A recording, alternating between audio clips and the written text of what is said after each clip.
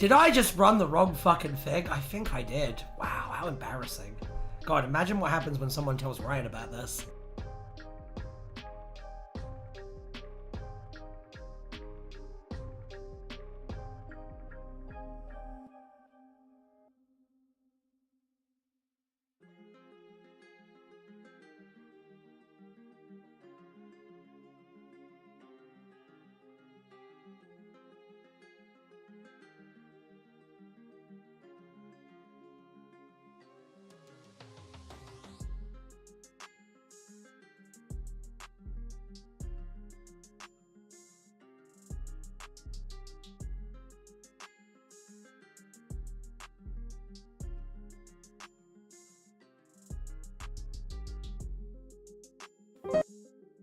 Okay, for real this time.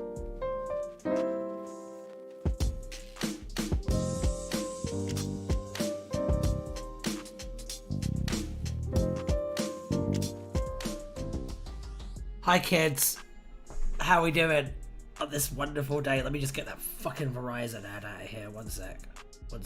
We're doing a tier list again because I don't feel like being creative. And I'd rather just complain about an era of Doctor Who that I don't really care for. Hello! Hello, welcome to Something Blue Audio.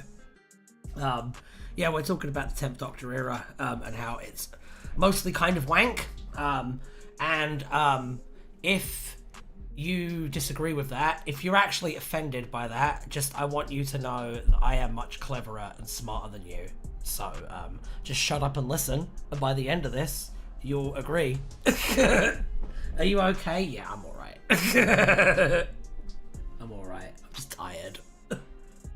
I've been catching up on the previous stream. Have you been enjoying it? I've been very busy, Mr. M-Works. I've had a lot of stuff going on in my life lately. I had so much going on that, like, I forgot to turn on my front lights. Yeah, just a lot of IRL stuff, you know? But I'm doing okay. To be honest, I've been enjoying these streams a lot more the last couple, so that's something. Alright, where are we starting? The Christmas Invasion. I like the Christmas Invasion mostly. I think it's got a banger incest joke in it. I do think that the Doctor bringing down the Prime Minister with the power of institutionalized misogyny was a bit cringe. I also think that we're allowed to talk about this now. I also think that dig at Christopher Eccleston of the don't you think she looks tired? Like that, having that direct dig at Christopher Eccleston was like super fucking petty and like mean. So, I mean, it's kind of tricky because like there is stuff that's really good about it, but at the same time there's stuff that's like fucking awful about it, which is gonna be hope things calm for you soon. Honestly, mate, they're probably gonna calm for me like next week. I'll probably just have a much better week next week. It's all good. I am. I tell you what though. I am streaming a new game tonight on Twitch, which you should come and see because Twitch is basically my main channel now. Twitch.tv/Wild Magic. We're doing the Outer Worlds tonight, which should be a very good time. So come on over and say hi. Please. Please say hi. No, I say that. It does about as well as this does now. So probably a little better, to be honest. Alright, let's see. The Christmas Invasion. Let's do the Christmas Invasion. We're gonna put it in GOAT. I'm fucking joking. We're gonna put it in okay. I feel like it's alright. It did create the Christmas special as I know, I feel like it's kind of teetering on the edge between okay and good. Do you know what I mean, Naja? Do you prefer 10 in 10's clothes or 9's clothes? I think both are very hot, to be honest. I kind of like both. Yes, Outer Worlds is sick. You'll like it. It's the closest thing to like a proper Doctor Who game I think I've ever played. It's really good. New Earth, bad. New Earth, very, very bad. we'll just go through the reasons why. First off, you're doing a character acting out of character story when like we've barely been introduced to this new version of the Doctor yet. So like, it's a huge mistake to do that. You should do your characters acting out of character thing like towards the middle / end of the season. Ideally is like maybe the last filler episode before like the finale. That's when you do this. Like, I think a good contrasting example is Star Trek The Next Generation versus Star Trek Deep Space Nine. Star Trek The Next Generation does their characters acting out of character episode as episode 2 and fucks it, kind of like this. Deep Space Nine does it as like episode 16 or something, and it hits much better. Second point, I get that it's meant to be a fun romp, but the Doctor just like mixing different ice pop colors together to like make a cure to every disease is like wildly stupid, basically, and honestly irresponsible. And to be honest, introducing the first openly trans character to Doctor Who and making them a cackling villain, it's a bit of a swing and a miss, Russell. So I'm going to put it in bad and keep it in bad. Tooth and Claw is also pretty bad. Yes, Queen Victoria Slay. I did enjoy the all-white Kung Fu monk brigade as the villains as well. I thought that was very funny. I think I said before, it's very funny how they got these amazing bojutsu practitioners to come in and like do their bojutsu stuff and then just like edit it around it like it's fucking Taken Free and completely ruined all of the hard work they were putting in. Ryan, we need a new tier, awful for the truly horrendous. I think you're right. Hang on. How do I add a new tier? Add a row below. Alright, cool. Hang on.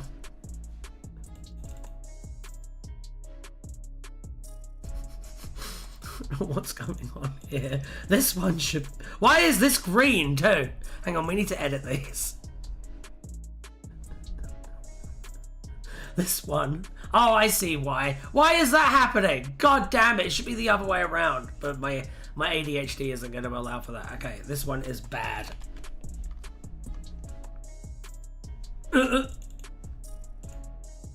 And this one is garbage. Offensively bad. We'll put it that. Offensively bad. Okay, cool. There we go. Idiot's Lantern is on this list. I know. Where do you think that's going? Where do you think that's going, Naja? I feel like you know me pretty well right now. Where do you think Idiot's Lantern is going on my list? Anyway, Tooth and Claw goes in bad. Yas, Queen Victoria Slay. I think it's crazy how much they gas her up, given all the crazy horrible things that she did. Just the general kind of like absolute turkey basting that this episode gives the royal family is just kind of yeah, I don't know, just generally just kind of unforgettable. And like the like I said, the fucking white kung fu monks, the Tibetan monks from Scotland will never not be fucking funny to me. School Reunion is quite good. It actually has quite a solid beginning, middle, and end. I like the idea of the companions being framed as like partners, and then like the missus meeting the ex and stuff. I think in terms of the Doctor Who being like a soapy romantic kind of show, I think it's using those elements well. I like the Krillitane. I think they're kind of a banger villain. I kind of wish they'd been brought back. And it's cool that you can bring them back in different forms every time. Anthony Stewart Head absolutely fucking fucks this episode to death with how good he is. It's good. I don't know. It's just solid and good, and it doesn't have particularly ambitious aims, but it nails all of those. Now for the first one that I think might be a little bit controversial. All right. Girl in the Fireplace actually isn't very good. In fact, it might be bad. Even aside from the fact that, like, we know that the lady who played Madame de Pompadour, like, is, like, a rape defender now. Even aside from that, okay. This is Stephen Moffat's second script after doing the good ones that he did at the Ninth Doctor era that I can't remember the title of, and I won't waste your time by trying to remember the title of.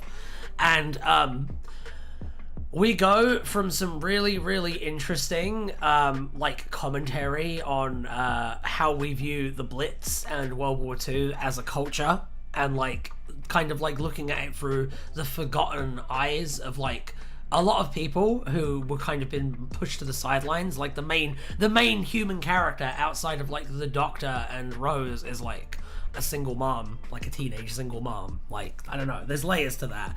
Going from that to, wouldn't it be fun if we did a story where the Doctor fucked a famous queen who was, like, famous for being hot? Wouldn't that be hot? Wouldn't that be hot? Going to that just feels like kind of a step backwards to me. Empty dancer. So yeah, I just feel like my first Doctor was Tom Baker. By the way, King Toby. I was Tom Baker. My first experience, my first ever experience with watching Doctor Who, I think, was the Peter Cushing movies. But my earliest experience of watching Doctor Who was seeing Genesis of the Daleks for the first time when I was like 8 to 7, that kind of age. Being that at my grandparents' house and being like, what is this? Why is this so good? And why is this so terrifying? And I feel like ever since then I've been like hooked, basically. I've always been more of a classic Who person than a new Who person, King Toby. And one of my biggest dissatisfactions with a lot of new Who is how it jettisons a lot of the stuff that's actually cool about classic Who out the window in favour of ripping off Buffy the Vampire Slayer. And now Marvel. So basically just like, you know, trying to wank off the dead horse of Joss Whedon's career. That's like all Doctor Who does and has ever done since being revived. And the only exception to that, I would say, is the 12th Doctor era, which is peak sandwich, but we covered that last time. Should the political leader be the antagonist in every story? No. I think there are stories where you could have political leaders be the protagonists in the stories, as long as they were historically fighting for a good thing or are meant to be fighting for a good thing. For example, you can have a sympathetic human political leader who's trying to defend her from a Dalek invasion. You can totally do it. You know what I mean? But, unfortunately, we live in a world right now where everything is run by octogenarian psychopaths. And so, inherently, if Doctor Who is going to reflect reality in its storytelling, yes, political leaders generally are going to be the antagonists in stories. I agree with New Earth, except this speech at the...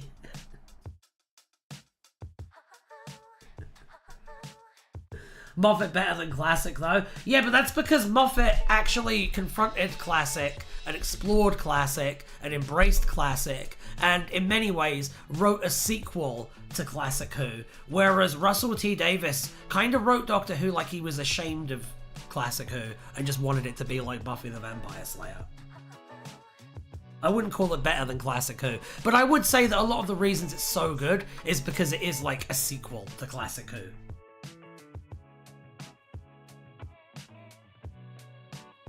Or they can even just be background slash bot contrivers. His Nixon in season 8 isn't portrayed great, but he isn't really criticised either. We'll get to that, Naja. At some point, I'll do a Matt Smith one and we'll get to that. But I do have thoughts about Nixon in that episode. It's quite ironic for RTD2.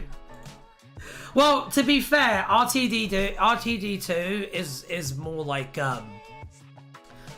I feel like RTD2 is more like mining the stuff that's left from Classic Who and like trying to make as much as they can out of it while they can. It doesn't really feel like it's written with like love and respect for Classic Who as much as like acknowledgement of brand power. That's why they use Omega, because Omega is a big popular villain, but they make him a generic scary skeleton godman, because actually doing Omega would require making them a complex character, which Doctor Who fans generally don't like, because most Doctor Who fans are fucking stupid.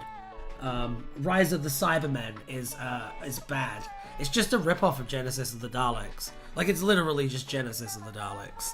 Like, except there isn't an interesting philosophical discussion at play whatsoever. And all the stuff about like, oh, well, you know, it predicted that we'd be on our phones too much. technology bad that a lot of like content creators like to put out as an argument for why this episode is actually good. Like, shut up. Shut up. We all get that technology has downsides to it. That's what Black Mirror is for. And also, yeah, no, Naja, you're right. Spare parts also a lot, but also largely Genesis of the fucking Daleks. Generic scary skeleton said Shiverston. This is mine.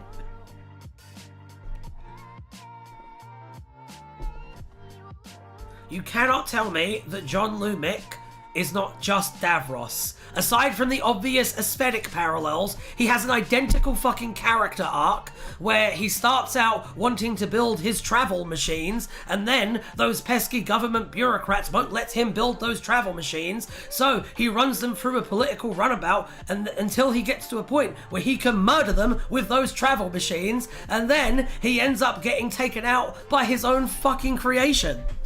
It's exactly the same fucking plot. The only difference is that his Nida had a soul. That's the only difference. Do you like the design for the Cybermen? Yes, I think it looks badass. However, it's not the same thing as having a good script.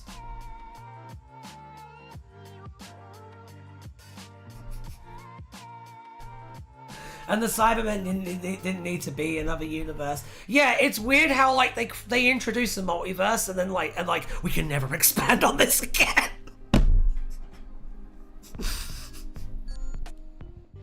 Yeah, the design is sexy. I really like the design. I just think the story is a bad retread of Genesis of the Daleks. And Spare Parts. It's got some stuff from Spare Parts. Not as much, I would say. I think that the real Spare Parts remake is Welded Up in Time. But that's amazing, so... Because it's a remake and not a rip-off. Have you listened to Dimension Canon? I have not listened to Dimension Canon, no. Okay, Age of Steel. Age of Steel is, also bad. But... No, there's no but. It's just bad. There is no internal debate going on with this story, and it's cringe. There we go. I don't really have anything to say, to be honest. Like, with this one, I feel like it's a very shallow action-adventure story that doesn't really have any kind of, anything to really, like, chew on narratively. It's an interesting exit for Mickey, I guess, even though it does feel, like, very contrived. And, you like the Mickey resolution, fair enough. I feel like that's something that you can put down to personal taste. I think the bit where he's qualified to run a blimp because of PlayStation is like very dumb. It's very, very stupid. But yeah, generally just like not, you know, it's not amazing, is it? I feel like this list is gonna get me torn apart. Because like, alright, Idiot's Lantern next. Okay, Idiot's Lantern. Resolution of the Mickey. Yeah, no parents, no life, but he has his grandma. I would also like to point out that, like, this is a world where things like having a bank account and being able to, like, buy a house are all probably incredibly regulated. You know what I mean? So, like, this person basically just popped into existence as an adult. So, like, what? Could he get a national insurance number? How does any of that work? His life is basically ruined now. And I mean, he was a mechanic before, and I get that in the UK, there's like a snobby kind of like, there's like a kind of atmosphere of looking down on mechanics and kind of seeing them as lesser.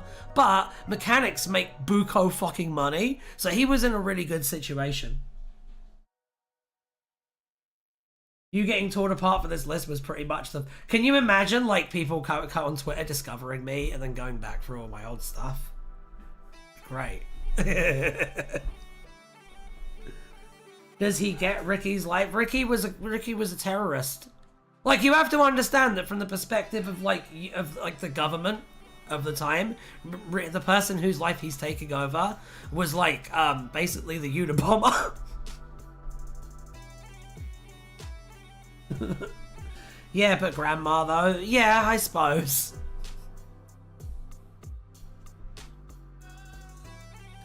If Series 2 was a food, what would it be? If Series 2 was a food, it would be day-old theatre popcorn.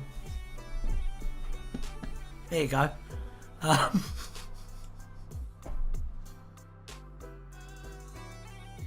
Base department. Yeah, Idiot's Lantern is offensively bad.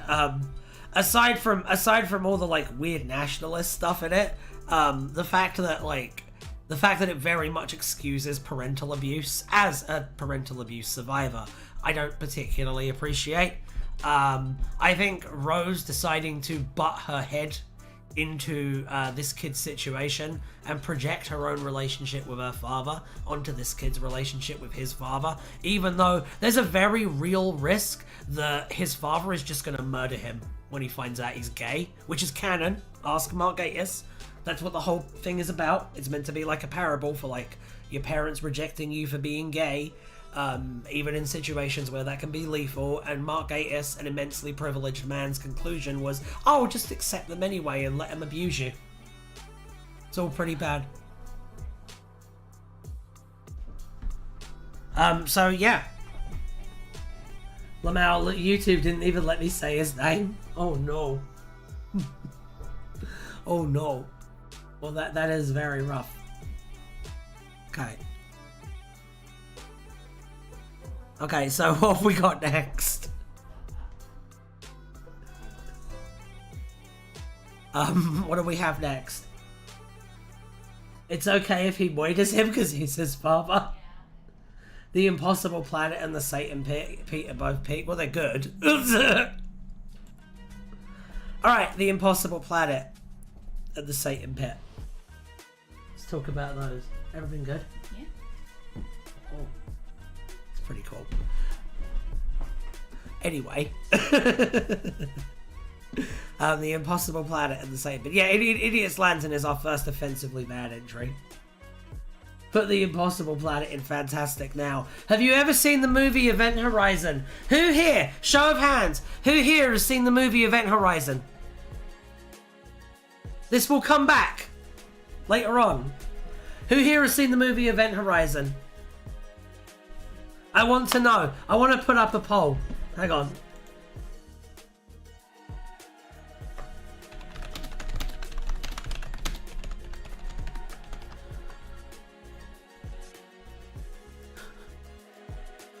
There.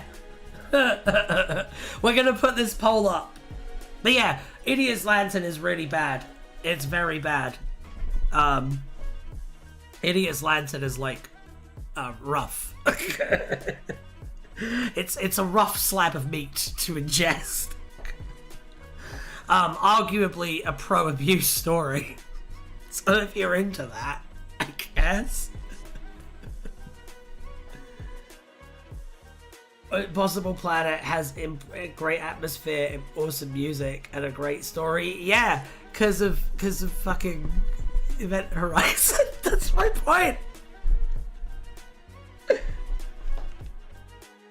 Feels like filler. We're gonna talk about it.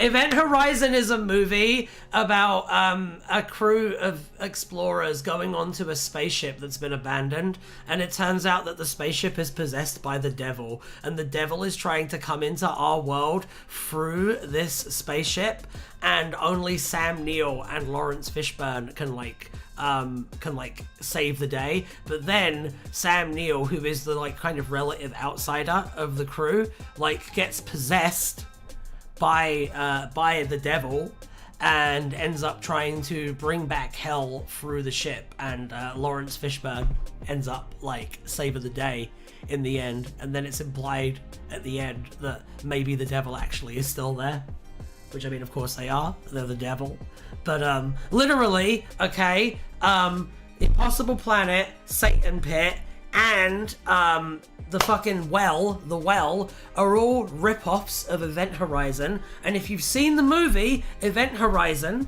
then the Impossible Planet and the Satan Pit suddenly become way less fucking creative basically. Fun fact, the story was written by some random guy, massively written by RTD, and Moffat has gotten played for it. Please expand and explain that. Whoa, what the fuck, a movie that like that exists? Why haven't I seen it? I'm actually really surprised. I was expecting at least 50% of you to have seen the movie Event Horizon. But yeah, when you see the movie Event Horizon, you will realize that a lot of the really good episodes of Doctor Who are just ripping it off.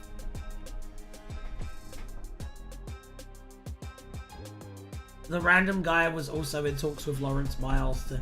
This story, do you mean like the devil one?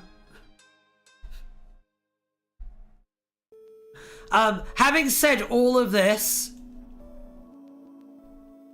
it's quite good. Alright, here's the thing. I would argue it's quite good, and then this one pips the dash into fantastic. How about that? Actually, yeah. You know what? Honestly, I think a lot of the time, Doctor Who, especially the David Tennant era, really fucks up its climaxes and they trip over their own feet. But the last 10 minutes of the Satan Pit is so good!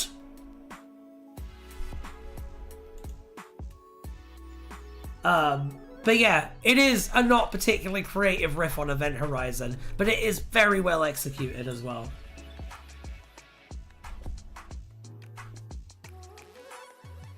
That's funny, Naja. So Moffat got blamed for this impossible science. Well, the impossible science was happening because the devil was involved.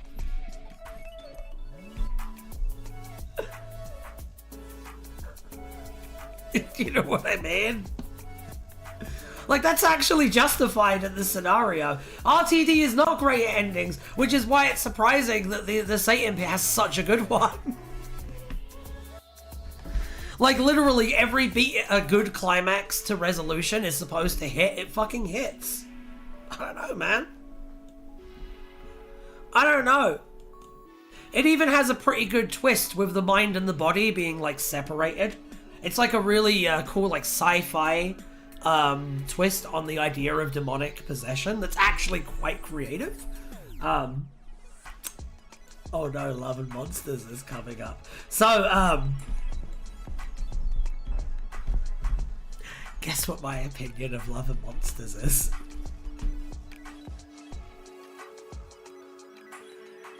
You can't keep blaming everything on the devil, Ryan. Yeah, but if you're going to have the devil in your story, if you have a science fiction universe, having the devil be the one thing that can make impossible magical things happen, is actually kind of fucks. It's very metal. I like it. I don't know. I have two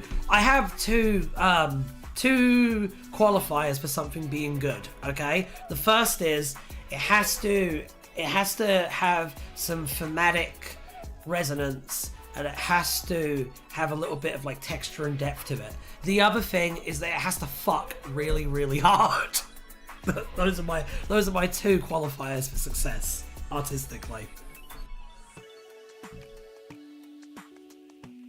Okay, Love and Monsters is bad. Hear me out. The concept is good. The execution isn't. You're wrong. It's good. It's good. No, it's not only is it good, but it's a solid fantastic. All right? Let me explain, okay? A lot of people, when Love and Monsters first came out, dismissed it because the Absorbaloff is not a particularly compelling monster design, okay? And because it's easy to scapegoat it because a little kid called Channel Pup drew it, okay? However... right? How fucking ever, okay? I'm a Wilderness era fan because I'm old, and I remember Ian Levine. And as what it actually is meant to be, which is a 45-minute long diss track about Ian Levine, I think it executes its stated purpose rather magnificently, actually. I think it has a really, it has a very warm and kind of loving view of Doctor Who fans as a deconstruction and reconstruction of fandom. I think that it's got some of the best Jackie Tyler material in her entire run, And everyone agrees that Jackie Tyler is one of the best things about David Tennant's era. And if you don't think that, then you don't have media literacy. I'm sorry. Have to go back to school. No, we get the lead. No, it is not executed badly. It's executed like a fucking pantomime, because that's what it is. And a lot of people just don't like pantomime, and that's fine. But if you're intentionally going for that, and you're trying to get that across, then they absolutely nailed it. Who's Levine? Ian Levine was a fan who ended up basically weaseling his way onto the staff of Doctor Who, and then became a legendarily corrosive and annoying figure, to the point where there's actually footage of like Elizabeth Sladen, who by all accounts is one of the loveliest people to ever walk the earth, rest in power by the way, like actually like chewing him out during an interview and shit. You can agree the ending is quite doesn't bother me. I actually think it's quite funny and cute. I don't know. Sometimes couples have difficult life circumstances, and I mean, it was the mid 2000s. Everyone was horny as fuck. I think we all get way too worked up about the blowjob joke, like way too worked up. Probably because, to be honest, a lot of Doctor Who fans don't have a lot of sex, so it's all quite alien and scary to them. Next episode. Have I lost any subscribers yet? Fear Her.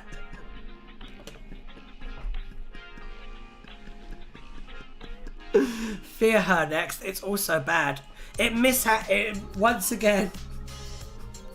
It mishandles the theme of parental abuse, but from a completely different aspect, where it dehumanizes the abuser. Because the tricky thing about abuse is that your abuser is still a human being.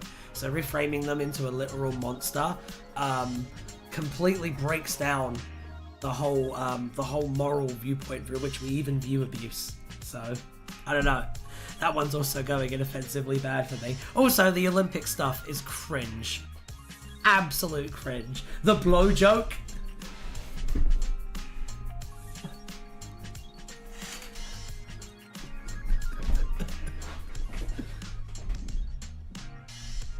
My concern is that it's literally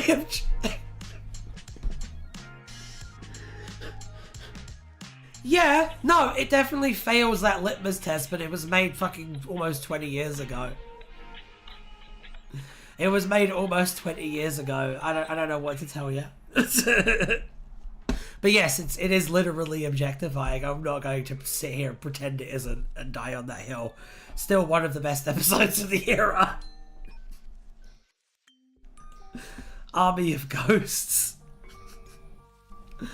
Army of Ghosts as a setup episode is like one of the best episodes of his era. I really like the idea of Torchwood being like a nationalist organization. I think they should have stayed bad guys. I love the idea of an evil racist unit. I think turning them into like a spin-off was a crazy idea. Just remember the petitions to have David Tennant actually hold the Olympic torch. Goofy. I know, so goofy. Army of Ghosts was good. Army of Ghosts was good. I put it firmly in the good category as well. I think it has some banger jokes in it. I think that it builds up its tension really nicely. I think it plays with the fact that you know the Cybermen are going to be the main villains in a really clever way. It's good. It's solid. Doomsday is not good. It's bad. Doomsday is a bunch of toys being thrown at the fucking screen. And then a bunch of crying. And like manufactured fucking tragedy. Doomsday was not good.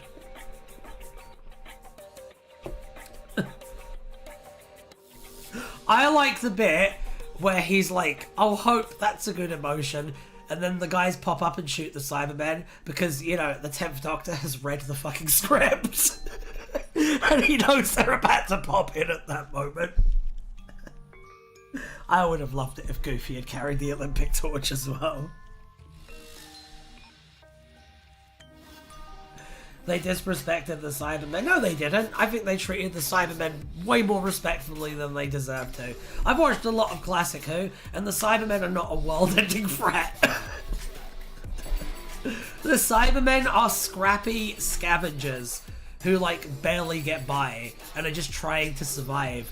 And the problem is that trying to survive involves killing and converting other people in Classic Who. And like honestly, the real world like military of Earth now could absolutely clobber the Cybermen from Classic Who. Probably have a good chance of winning against the ones in Army of Ghosts, to be honest.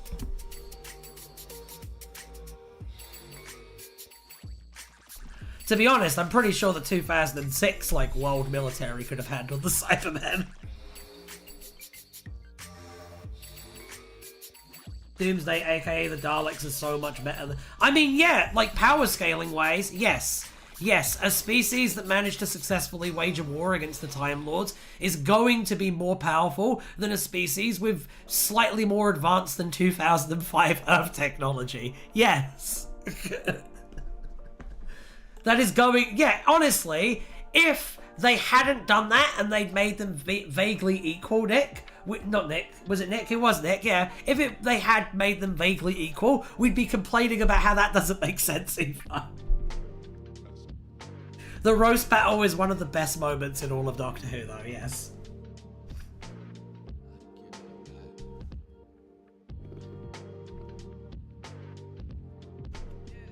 I know, but don't put a lantern on it. It makes them suck. Well, I mean, the Cybermen aren't really a me. I don't think the Cybermen should be a season finale villain on their own. I don't think they work that way. I think the Cybermen should be like, you use them in the critically acclaimed mid-season horror episode. That's where you use the Cybermen. That's how I feel, anyway. But I also think that outside of like the Daleks and maybe the Master, the season finale villain for each season of Who should be like original. I think bringing back big classic villains should be rare, and it should mostly be done in like regular episodes, not in finales. Because most cool classic Who villains are not designed to be the villains of finales of modern television. You know what I mean?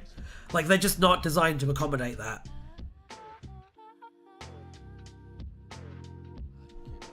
It is a total whiplash from Doomsday. What, The Bride? I think okay is pretty... No, I actually kind of think it's good, to be honest. I think Bride, once again, is intentionally goofy and absolutely nails the goofiness. I think that the Rachnos is great. I think that it's nice to see the Doctor do something monstrous and then get called out for the fact that he did something monstrous. Looking at your list, I wonder what's your opinion of Rose, because your top two don't even have much. I think Rose in Season 1 is amazing. I think Rose in Season 2 is one of the worst characters I've ever seen in a work of fiction. That's what I think about Rose.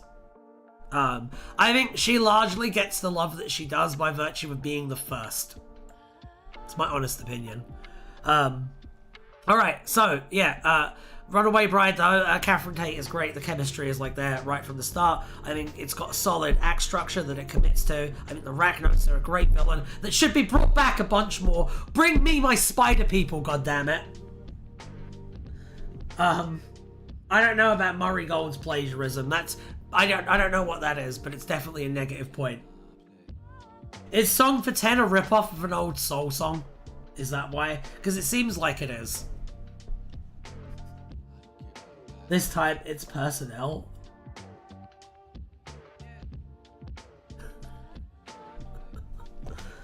Alright, Smith and Jones.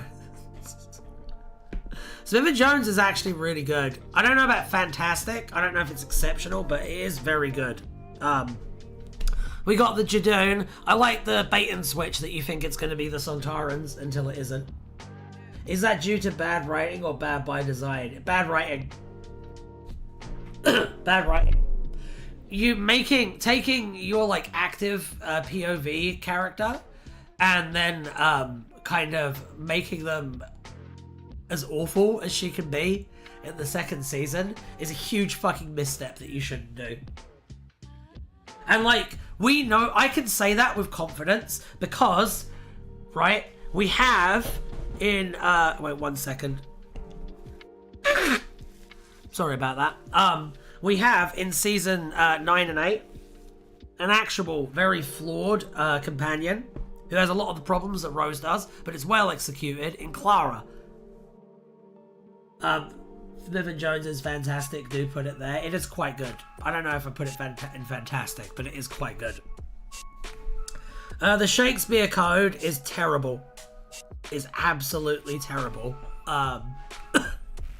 Aside from being like really uncreative, there's the episode is like actually like racist. And obviously the JK thing is aged pretty poorly. Turning what's his face? William Shakespeare, that dude. Turning him into like a weird sex pot was like a really strange decision. I think the concept of the three witches is cute, and I think it would have been nice if they'd been made a recurring villain too.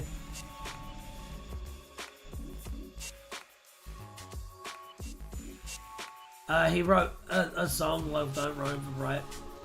You've seen me 42 minutes, I've never seen it before. There's a bit, King Toby, there's a bit where William Shatner, not William Shatner, William Shakespeare, it's because he reminds me of William Shatner, but in real life, not Captain Kirk, William Shakespeare, he's trying to fuck Martha, but he's trying to fuck her by like flirting with her by continuously calling her different racial slurs, and she gets annoyed at this, right? And then the Doctor goes, "It's political correctness gone mad," implying that Martha is in the wrong for being offended that he said like 4 to 5 slurs to her face in quick succession to kind of give William Shakespeare a pass, or getting out of the awkward situation by not pushing back on what William Shakespeare just fucking said. Bear in mind, what he says is like worse than what gets said to Bill by the dude that 12 just punches.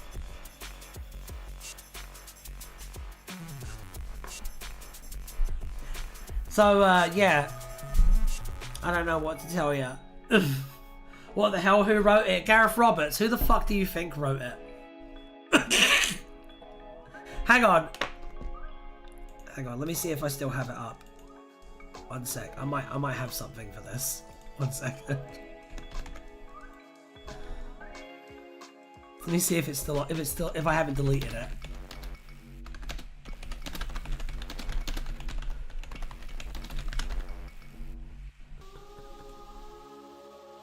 It's still online, yes! Oh my god, 24k views. Fucking pay me, YouTube. Hang on. I love that this is still online.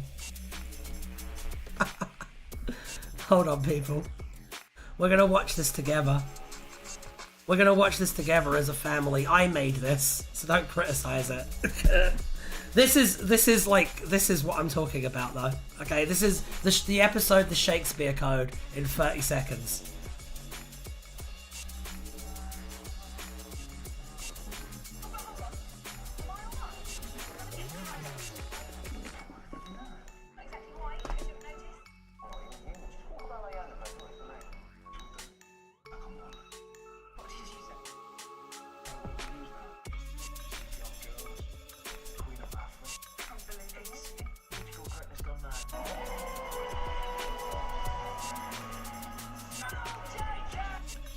Did you see what was in the recommendeds? The 12th Doctor video. The music in the background. This video sucks! But yeah, there you've seen it all now. You don't have to watch the episode, King Toby. You've now seen the episode. I think you are a bit behind in the stream, yeah, brother. You couldn't hear it because of the background music. Oh no! Well, go watch it. Hang on, I'll put a link to it in the thing. Here you go. Hang on. There you go, kids. Anyway, back to the fucking thing. Yeah, no, it's bad though. It's utter gobshite. It's really bad. However, Gridlock is fantastic. Gridlock is really good. Actually, no. I just remembered that it has that bit where the Irish Catman is like casually homophobic to the to the two nice old lesbian ladies. So yeah, I'll put it down to good. Whoops! Also, there's that bit where Martha runs in and sees a skeleton and she's all sad because she thinks it's the Doctor, and then she hears Martha and turns around and does a big grin like, you fucking idiot. You fucking simpleton. Why would they put that scene in and make her look like she's such a dumbass? Man, bad directing can ruin fucking actors' careers.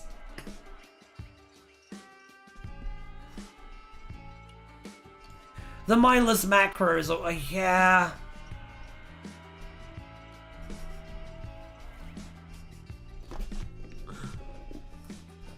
The mindless macro is okay in the context of the story. It does make sense that they might devolve into that over like 5 billion years or whatever. I don't care. Even though one of my good friends and the master from Something Blue Audio, Adam Lloyd, is in this episode. It's not a good episode. It's bad. It's bad. It's bad. It's some goofy horseshit. And why does the fucking human Dalek have penis dreadlocks? That's what I want to know. That's what I want to know. It does put the devil in me in the context that I want to see it burn. Next we have Evolution of the Daleks, which is also bad. However, it does have that really cool scene where that actor from EastEnders does like an inspiring Doctor type speech. You know, in a really bad American accent. And then the Daleks just shoot him. I like that part. Ryan, there is no such thing as... Adam's in it. Adam is in it, yeah.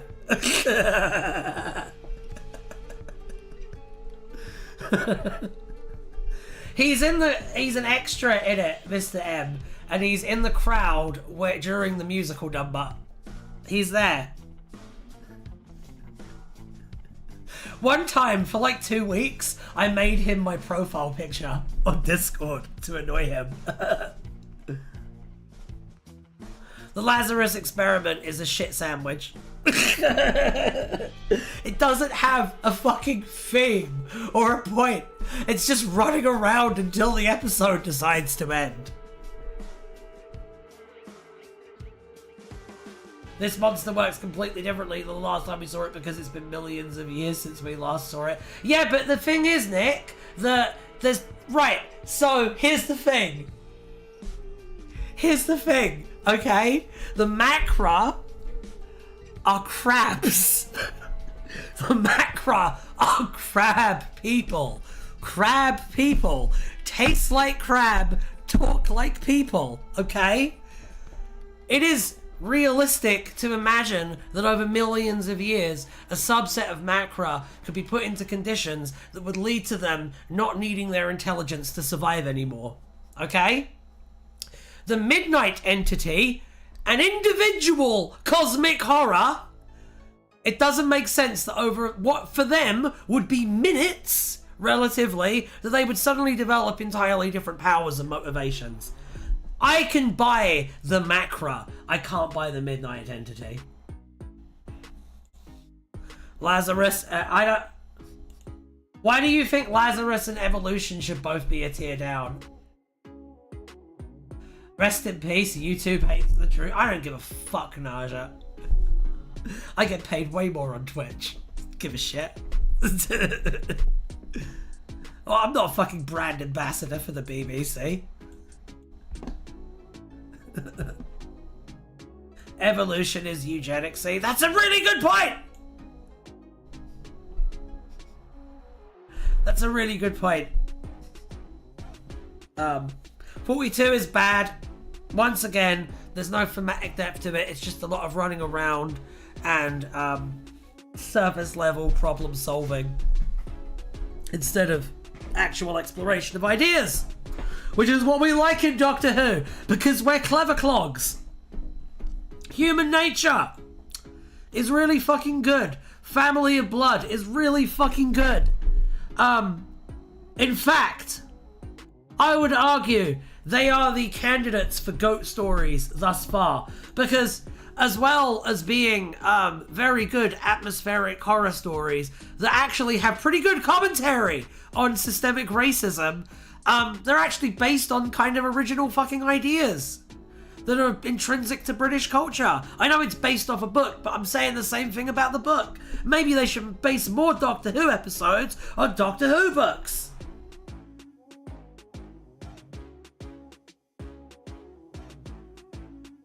Lazarus is the one where Martha's dad is portrayed in a racist manner. That's true! That's true! Oof! Thank you, Naja. Full disclosure, I've not seen the David Tennant era in its entirety in about 3 years, so, yeah. Naja will help me on those parts. I hated The Family of Nature for a while because it gave me nightmares for ages. That's because it was good. It's because it was good shit, homie. Blink is great. Utopia is really good. The Sound of Drums is really good. Last of the Time Lords is a big fat pile of wet horse shit. Nah,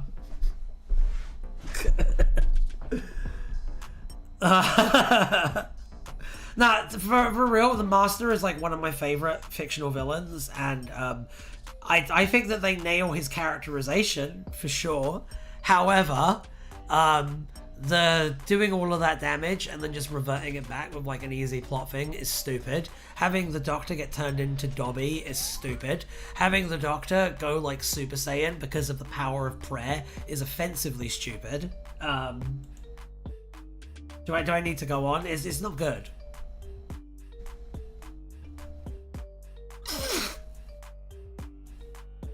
When people kicked off about 15 going too far this year, I immediately thought of The Family of Blood. The issue is that he went after a genocide survivor, and it was being played by an actor who is a genocide survivor, and he was going after a stand-in for a Palestinian, not the thus implicitly going both sides on a conflict, where to go both sides on the conflict is to just support Israel, basically, and in doing so, like, essentially like gave a pass to a genocide. There's a big difference between that and like taking revenge on the Family of Blood, which is fine. Last of the Time Lords is on par with the Reality War IMO. It's not that bad, but it's very bad. It's very bad though. Alright, Voyage of the Damned is good. Voyage of the Damned is a really solid, fun Poseidon adventure / Die Hard in space type story, of the type that I wish Doctor Who would do more of. For a celebrity cameo by someone who's not a very good actor, it's actually quite good. I liked the Earth professor who actually didn't know anything about Earth. I thought he was cute. I liked the stuff about cyborgs, and I liked the fact that Banner Kafalata saved the day in the end. That was very cool.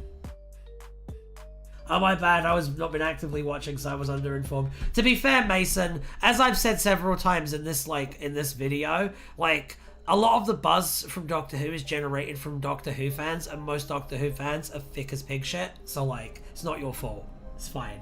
I think the fat aliens from Partners in Crime could be a fun return. Which ones? Oh, what, the adipose? Yeah, I like the adipose. I like the adipose a lot, actually. I think adipose is also good. Partners in Crime, once again, has a solid structure that it has to commit to. Has some really fun, like, gags. It's mean-spirited, but in, like, a very Doctor Who kind of way, which I enjoy. And, I like it's the best Rani fake out I think I've seen of all of the Rani fake outs in New Who. Like the nurse lady is with the sonic pen. It's very well done. Very well done. Okay.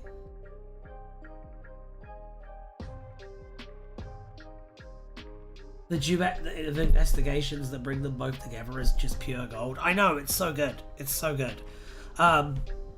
Also very, very good. Also, I would argue maybe one of the best episodes of his era. Fires of Pompeii, which has a very powerful moral dilemma running through it, and comes up with a really nice answer to that moral dilemma.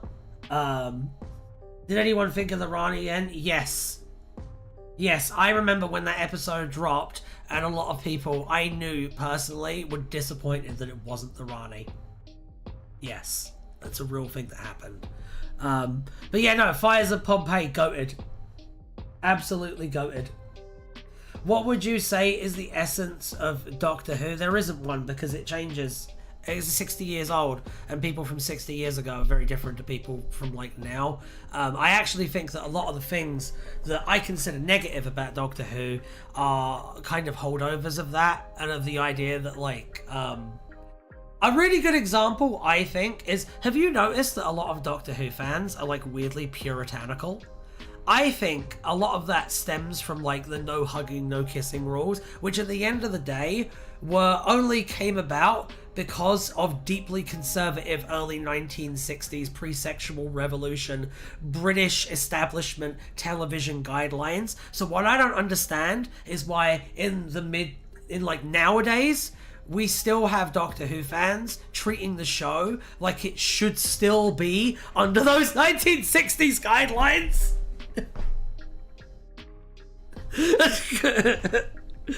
Stuff like that, I don't know.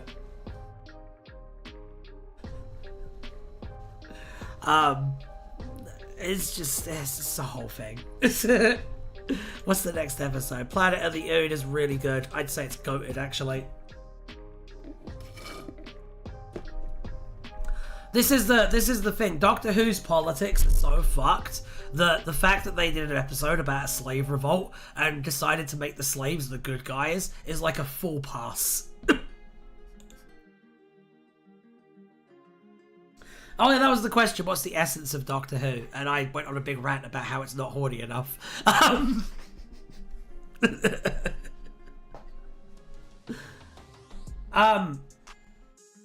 To be fair, Gen Alpha / late Gen Z is also weirdly puritanical in general. Yeah, but I was noticing that during like the early 2000s, Naja. I was noticing that when the David Tennant era was still being broadcast on TV, and I thought it was weird and creepy back then as well.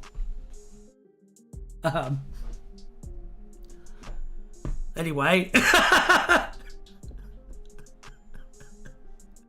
Yeah, Planet of the Ood is go. It's Sontaran Stratagem is quite good, I would say. I would say it's alright. I would say The Poison Sky is okay. Even though that dude was clearly meant to be the Brigadier.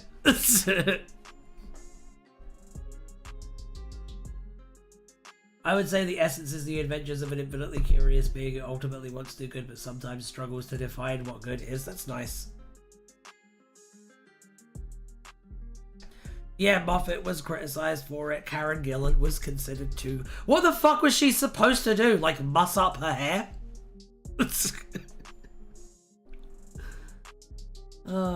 So then what makes something Doctor Who keeps changing? Yeah, I mean, clearly it does. Because, like, I mean... Look at the difference between the Jon Pertwee era and, like, now. Anyway, bad... goated. Now with the now that we know basically everything about it, and we know that it's just a big grey monster that looks a bit like a xenomorph and snaps people's necks, Midnight is now retroactively bad. Thank you, Russell T Davis, for that one. Turn Left is good. It's fantastic. No, it's... They do the bit.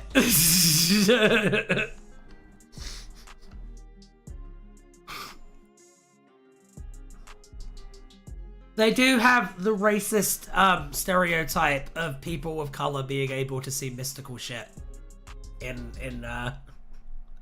Turn Left, which does knock it down a little bit.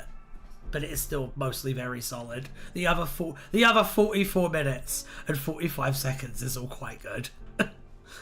Stolen Earth is also very good.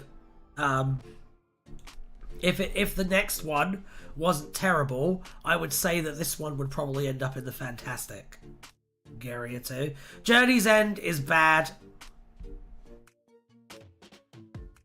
No, an original work isn't retroactively bad because of a sequel. Yes, that can absolutely happen. I'm sorry.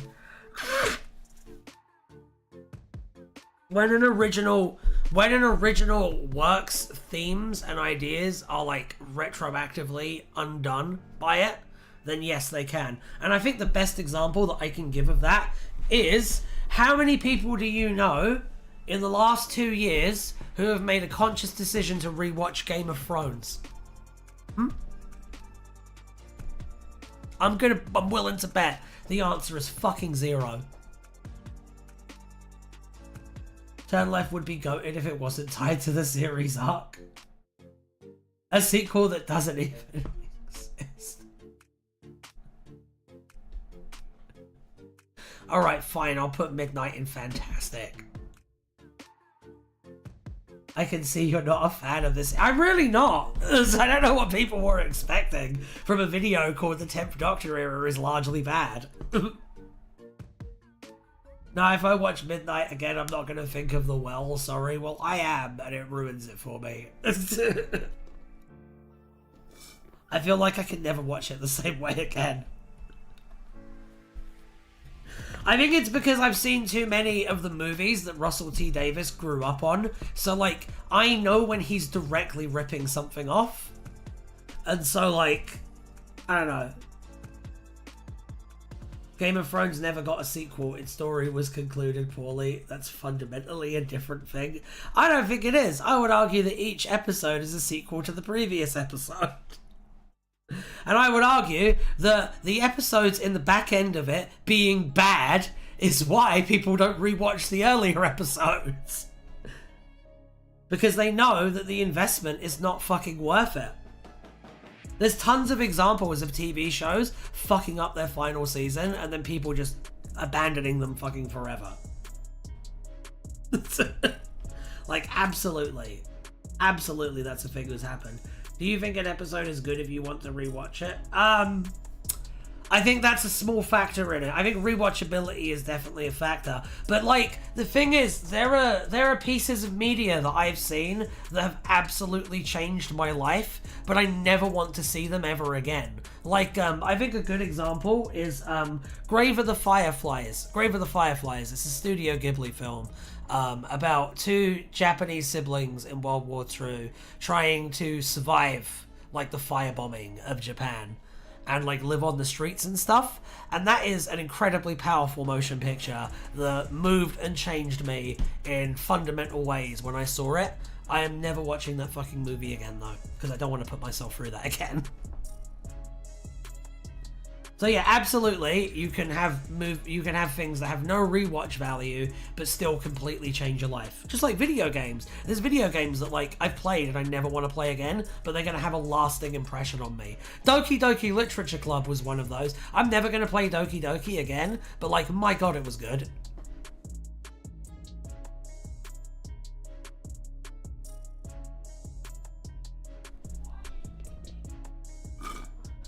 Look at the difference between the hype around Lost whilst it was airing versus after it ended. Yes! Or, can I tell you another good one, Mason? Battlestar Galactica is another really good example.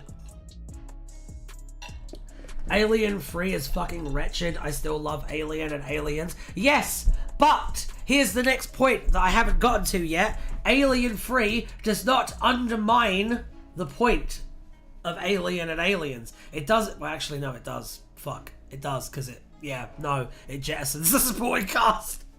Even though the whole point of Aliens was Ripley finding a new family, they just killed them in Alien 3. It's true. But I would argue that's because Alien is special. And, like, you are comparing Alien to a TV show that largely builds itself off of ripping off Alien. I'd say Heroes is another example. Heroes is a fucking banger example. Heroes is a really, really good example. Really boring Alien Free. It is quite boring, yes. Are we almost at the end? Oh my god.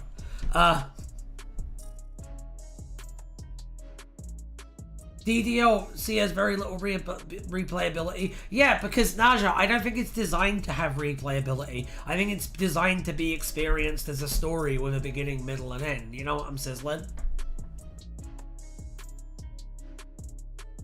I think you know what I'm sizzling.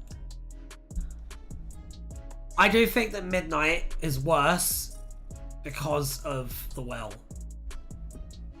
Because a lot of the stuff in Midnight doesn't add up, and a lot of the power that comes from Midnight comes from not knowing what the aliens' motives are. And now, we just know that it likes murder and chaos for the sake of it. We know that for a fact. We know how its abilities work. We know that if one of the characters had just shone a fucking mirror to Sky's face, then they could have saved her life.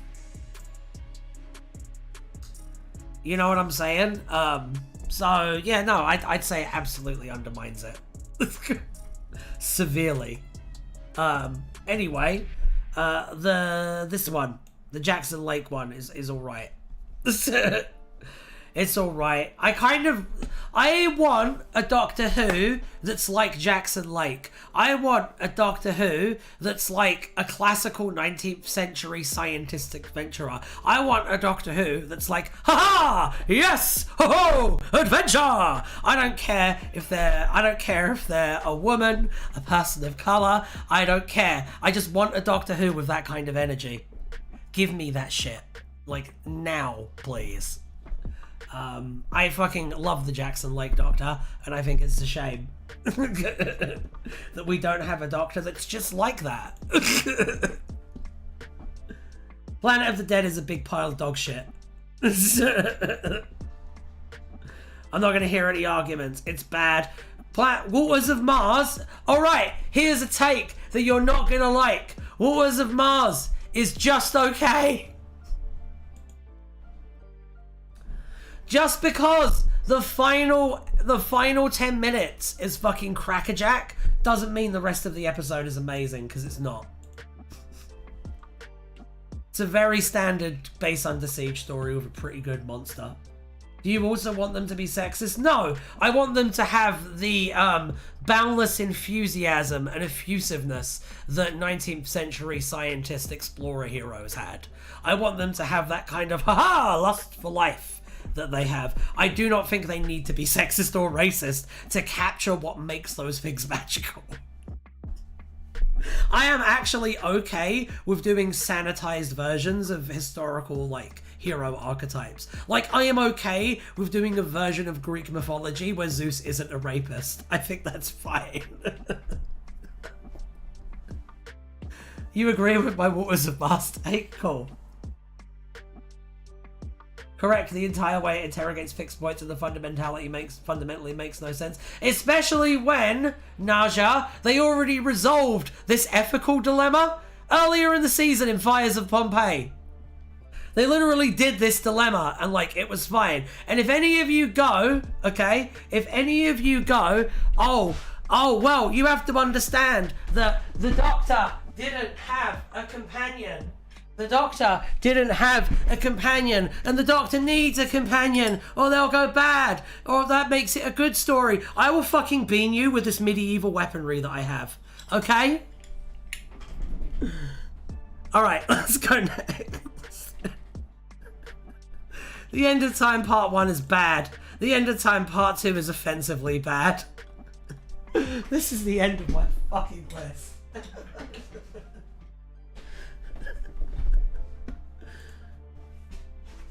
You should rank music. I would love to rank the music. I have very different opinions on the music. I'm a big Murray Gold fan, to be clear. I think Murray Gold, the fact that he manages to make TV soundtracks sound like fucking John Williams is insane to me. He's very good. The Doctor isn't being selfish, we're just supposed to care that he doesn't save fictional people in a fictional scenario. So a fictional future can happen. Ryan, can you buy the pills now? What pills? Oh! There's been an ad for dog pills. THC now ships to your state. Huge respect to the man, I could not agree more. It won't let me get rid of the ads. Okay, yeah, no, the tier list is fucking done. We're done with the tier list.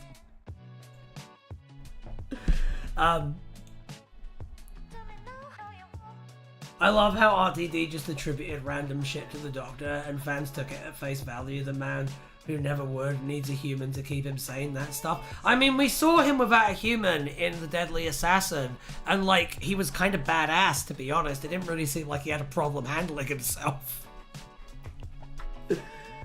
Oh dear.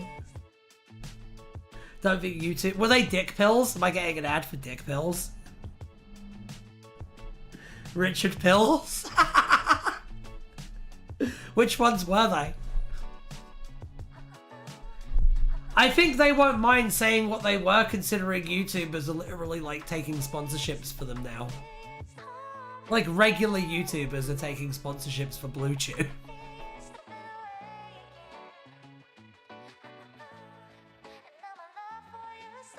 Okay. You did last week, I meant.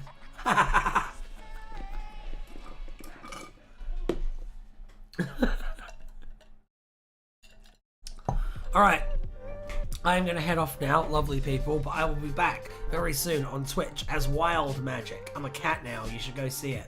But yeah, follow my fucking Twitch, you reprobates, and I will see you all next Thursday for another Docky Who stream. Maybe Matt Smith? I don't know. We'll see. We'll see what I feel like. Anyway, bye! Oh wait, no. I don't have the open button up. Shit. Well, that was embarrassing, wasn't it? Oh well. I'll just have to learn to live with that. Bye, Fuels!